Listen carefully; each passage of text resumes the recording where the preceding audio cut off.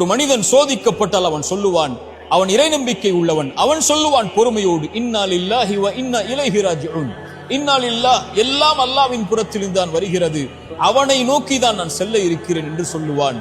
இறைத்தூதர் சொன்னார்கள், இந்த வார்த்தையை சோதனையில் பொறுமையோடு சொல்பவனுக்கு அவன் இழந்ததை விட இறைவன் சிறந்ததை கொடுப்பான்.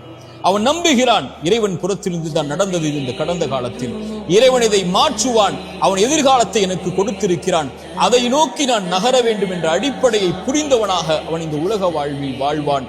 எது இழந்தாலும் என்று இறைத்தூதர் சொன்னார்கள், ஒரு மனிதனுடைய குழந்தையுடைய உயிரை கைப்பற்றுவான் இறைவன். கைப்பற்றக்கூடிய மலக்கிடத்திலே அந்த வானவரிடத்திலே கேட்பான், இந்த அடியானுடைய குழந்தையின் உயிரை கைப்பற்றும் போது அவன் என்ன சொன்னான்? அவன் நேசித்த அந்த குழந்தையுடைய உயிரை கைப்பற்றும் போது அந்த இறையடியான் என்ன சொன்னான்? யா அல்லாஹ், என் நிறைவா, இவன் புகழ்ந்தான் உன்னை, உன்னிடத்திலே திரும்பி வந்து விட்டான், இன்னா லில்லாஹி வ இன்னா இலைஹி ராஜிஊன், யா அல்லாஹ், உன்னை சார்ந்தவன் நான், உன்னிடத்திலே திரும்பி வருகிறேன் என்று அந்த வார்த்தையை மொழிந்தான். இறைவன் சொல்லுவான், அவனுக்கு சொர்க்கத்திலே ஒரு வீட்டை அமையுங்கள் என்று. இதுதான் இறை நம்பிக்கை கொண்டவனுடைய பண்பு. இறைவனுடைய நாட்டத்தில் நடக்கிறது, இனிமேல் நடப்பது சிறந்ததாக இருக்கும் என்று இறைவனை சார்ந்து வாழ ஆரம்பிப்பான். இரண்டாவது, நன்றியோடு இருங்கள். கடந்த காலத்தில் உங்களுக்கு கஷ்டத்தில் துணை இருந்தவர்களுக்கு, சிரமத்தில் துணை இருந்தவர்களுக்கு, உங்களை கைவிட்ட போது கை கொடுத்து உதவிய நல்லவர்களுக்கு நன்றியோடு இந்த உலக வாழ்வில், எஞ்சி இருக்கக்கூடிய வாழ்விலும் வாழ ஆரம்பியுங்கள். மூன்றாவது, பாவ மன்னிப்பை கேளுங்கள். நீங்கள் இறைவனுக்கு பாவம் செய்தால் இறைவனிடத்திலே மன்னிப்பை பெறலாம்.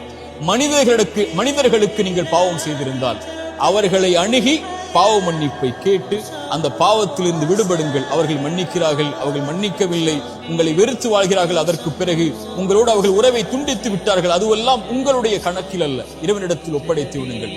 அவர்களை அணுகி மன்னிப்பை கேளுங்கள்.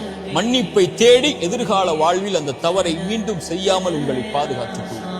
இந்த மூன்று அடிப்படைகளை கடந்த காலத்தில் இருந்து எழுந்து வரும்போது நிம்மதியோடு எதிர்காலத்தை கழிப்பதற்காக பாடமாக பெற்று கழியுங்கள். கடந்த காலத்தில் தவறுகள் செய்திருந்தால், கடந்த காலத்தில் உங்களுடைய கரத்தாலே நீங்கள் அநீதம் செய்திருந்தால், கடந்த காலத்தில் உங்களுடைய கரத்தாலேயே நீங்கள் பாவம் செய்திருந்தால், குற்றம் செய்திருந்தால், எதிர்காலத்தில் இறைவனிடத்தில் மன்னிப்பை தேடி நிகழ்காலத்தில் நீங்கள் வாழ்ந்து கொண்டிருந்தால், எதிர்காலத்தில் ஒருபோதும் அந்த தவறை மீண்டும் செய்து விடாதீர்கள். இதுதான் குறிப்பாக நாம் புரிந்து கொள்ள வேண்டிய அறிவுரை.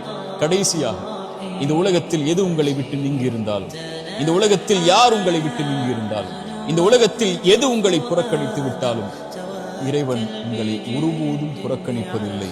அவன் உங்களோடுதான் உங்களுடைய கடைசி மூச்சு இருக்கும் வரையும் இந்த உலகத்தில் இருப்பான் என்ற அடிப்படையை மனதில் பதிய வைத்துக் கொள்வார்.